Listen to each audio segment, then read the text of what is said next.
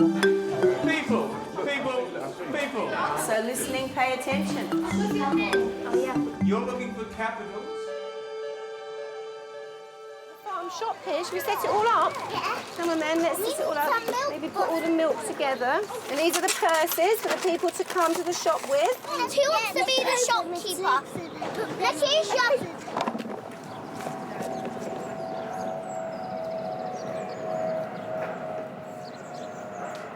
The reception class of Christchurch primary schools starting a new project. They're finding out what happens down on the farm with the help of their teacher, Sarah Jackson. How many altogether? 2 add 3. How can we find out the answer to that? 3, 4, 5. Sarah's been working in the foundation stage for 10 years, and she's trying to break away from the limitations of the classroom by encouraging structured play outside. This cow's udders. Look at the udders. Cow, don't put it on my shoe. She needs some reassurance that she's moving in the right direction and has asked John Bayley to take a look. Yes.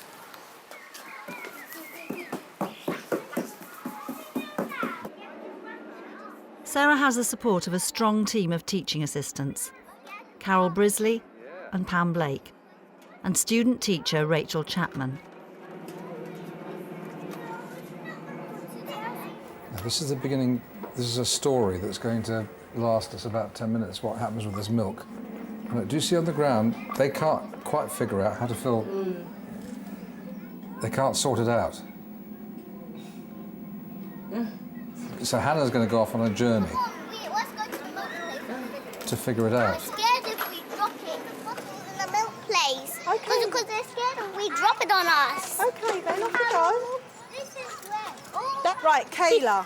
When she first starts tipping, there's a few seconds when she hesitates about whether to put the lip of the bucket over the lip of the neck or the other way around. Because I'm going back to the shop. What are you doing, Hannah? And then along comes Teach. Why don't you use this? Do you think that might help you? There's some books in here. You could tip it, you could do this. Someone could hold it for you, and then you could tip it in. That might make it a bit easier, right? You know what this is called? It's a funnel to help you get this. It's really heavy, that bucket as well. She's really persevering. Tip, tip. Hello, I'm going to be over there with the eggs. Okay, I'll be there in a second. Keep, that's it. I'll tell you when it's full. Oh, that's heavy, is it, Hannah? And stop. Might be done. She's still holding on to a big bucket. Yeah. She won't let it go. Let me try and carry it now. The story is by no means over yet. Strolling along, not caring the world with that.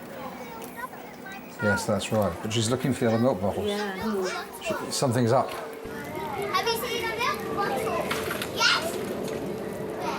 Could you talk us through her walk, what she was learning and doing?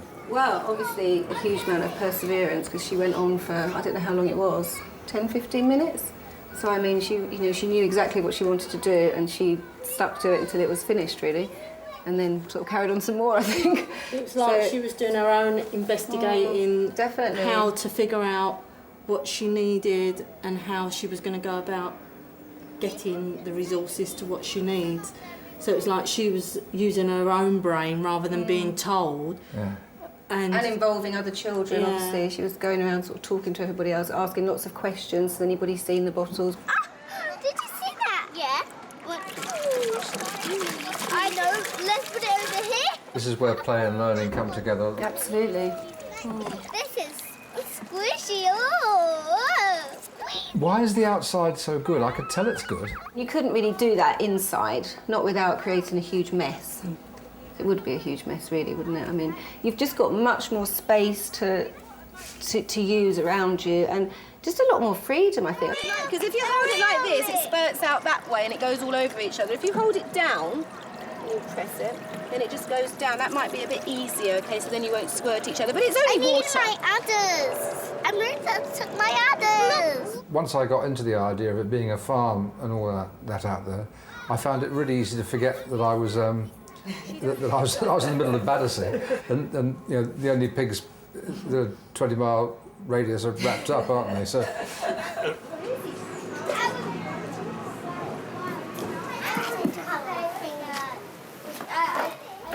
it's just everything's on a larger scale, isn't it? The painting's on a bigger scale. Are you worried about management outside? Behaviour and all that? It doesn't really happen. And I mean, there's a very, very strong behaviour system in the school anyway, all the way through the school, but I think they just, because there is so much for them to do, there doesn't seem to really be huge conflicts. It just doesn't really happen. And when it does, it's dealt with really quickly. I'm coming back soon. With half the children outside, the classroom's a more relaxed place to work. One of the things that I realised is that it's not just what happens on the playground, it's what it leaves behind. And the fact that you can work in a more quiet way with some children in the room inside. I actually got the chance to get in the home corner and to play with them, and all this talking that was going on, which was particularly important for the 2 children that I had in there with me. If the whole class is in here, you just don't get that, do you? So it's less noisy, so they Especially can concentrate. when they're writing or reading, they need that concentration. And there's more space as well. They're not all kind of crammed up. There's more space to move around and choose your own activities. So there's always like a chair somewhere for them to go. Pam's assigned to Monique for most of the day. What are you doing now, Monique? Enjoying your mum. When I came back in, it looked to me like you and she were pretty focused on each other. Yeah, she was doing numbers or trying to do numbers, and then after a while she was drawing pictures, like saying she's drawing a picture of Dad and herself, just focusing on herself. Here's some Sheila. Sheila? No, yeah. Are you going to draw Sheila too? Yeah. Okay, so you've got to follow her interests, and if there aren't 30 other tinies to be looked after, you've got a better chance of doing it. Yeah. Max, you don't need a help. All right, Max, you God, what have we learned from watching it? how important observation is. I'm going to give it to the bumblebees. Oh, yeah, that's nice. We can put it this way so the bumblebees can fly on it. Because just watching that, there were so many things that I didn't pick up on. Obviously, you can't observe them, 100% all of the time, but how important it is to set aside times for the day and for the week to observe and follow them and see what they're learning. There are times when they don't need you to intervene, No. but there are also times when there's that moment where they need a new skill or they need an input, they need to be supported and extended. Do you want somebody to play with in here? Yeah. Who would you like? And you have And to then you sort draw of know back when again. those times are as well. You're not needed to be interfering all the time. No, definitely not. Yeah. And how independent they are. I mean, watching that, they're so independent. Not many of them came to ask for anything, really. I think that's such a key question, isn't it? I ploughed through the whole of the foundation document. I read through 180 pages yesterday. Oh, wow. And I was really interested to spot that in the document itself, play is a half page. It's really titchy.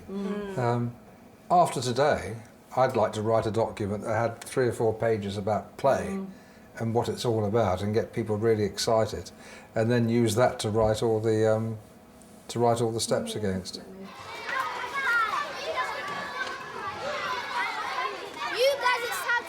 Many schools have taken up the idea of using structured play during the early years, but John sees the work of Sarah and her team as exemplary for allowing the children just the right amount of freedom.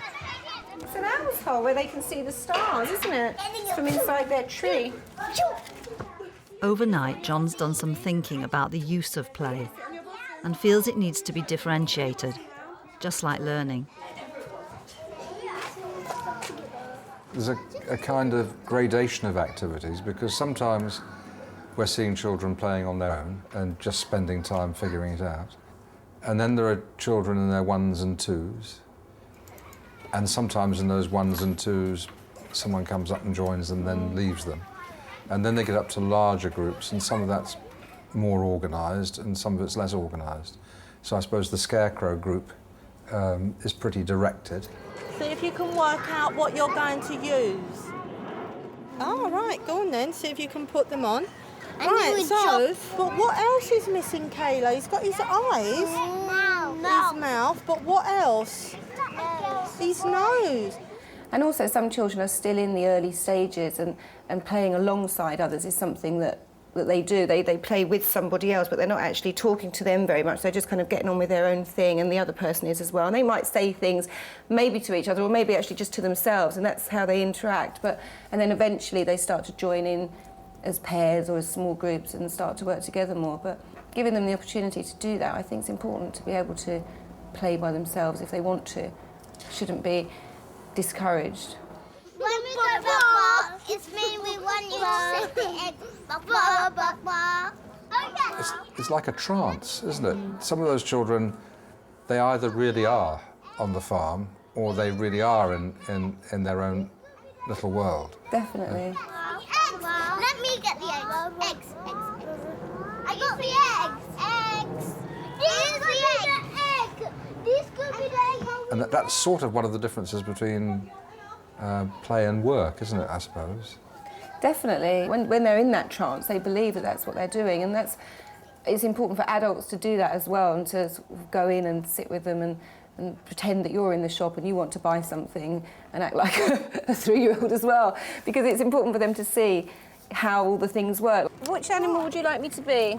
Zebra. The zebra? Yeah. Oh, I don't know if we have zebras on farms, do we? There are zebras. Maybe he's visiting for the day. OK then, ready? What do we need to do now? Go. Go on, that's it. You've got to be a cat. Good girl. Keep going. Keep going. That's it. Keep going. Oh, Hannah, you did well. You went really quickly. Oh, I'm being a zebra. I need to get down as well. Oh, I'm coming. Be quick. Quick. Quick. Oh, she beat me. Where did I come? Second. Did I come second? So that's why do I need to write my name here? Yeah. OK, thank you, Monique. Miss Jackson came second because you both came first. That was nice of you, Hannah. Sarah's shown John how well structured play can work, but he has one further thought. What's going on out there is unbelievably good, I think. Really, good practice.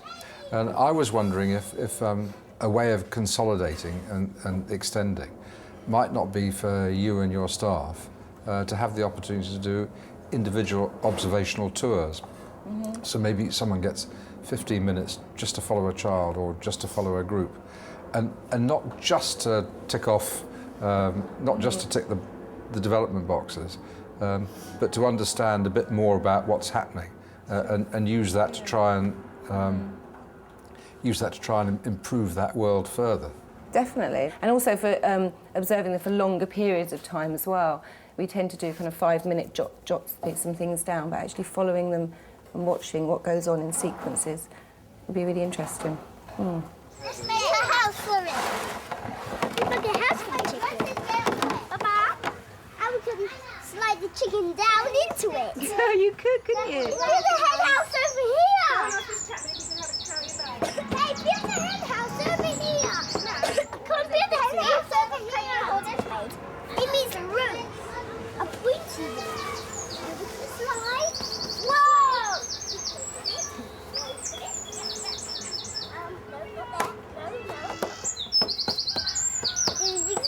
Yeah, chicken bones and the